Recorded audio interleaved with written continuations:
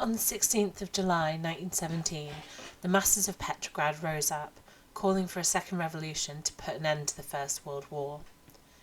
The masses had already overthrown the Tsar in February and replaced him with a new government led by Kerensky.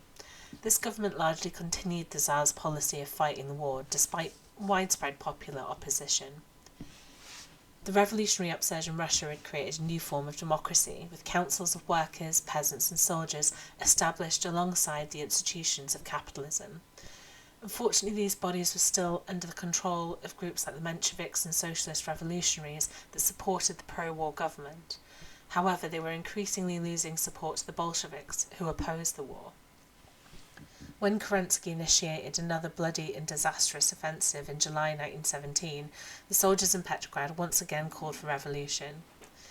However, the majority of workers and soldiers in the large cities, and certainly the peasants in the countryside, had not yet reached this same conclusion. Nevertheless, disenchantment within the government and support for the Bolsheviks was growing. When the Petrograd Soviet called for a demonstration in support of the government, they found it was dominated by Bolshevik slogans denouncing the war, calling for the socialists to break with the capitalist parties, and insisting on all power to the Soviets.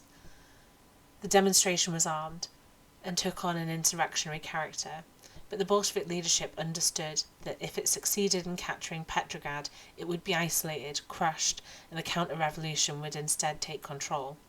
The demonstration was demanding the Soviets take power, but for the time being the Soviet leadership still supported the government and so would refuse power. Confident that this would change once the Bolsheviks could capture the leadership, but not wanting to stand aside from the rightly indignant masses, they had to tread a fine line, putting themselves at the head of the demonstrations to argue for caution and patience to minimise the state repression that would inevitably follow. Once the soldiers and workers of Petrograd realised that despite their might the Soviet would not take power, they demobilised. Next came the counter-revolutionary attacks that set the movement back for weeks, with many revolutionaries murdered and even more arrested, the Bolsheviks specifically targeted by the state. This period of the revolution is referred to as the July Days.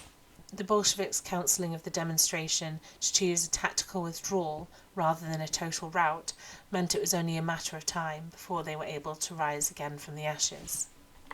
For a more detailed analysis, you can read our article The July Days, How the Bolsheviks Narrowly Avoided Disaster, which is available on workerspower.uk.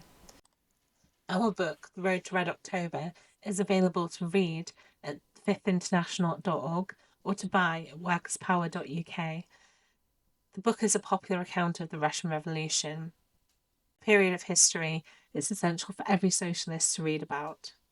workerspower.uk. Join us today.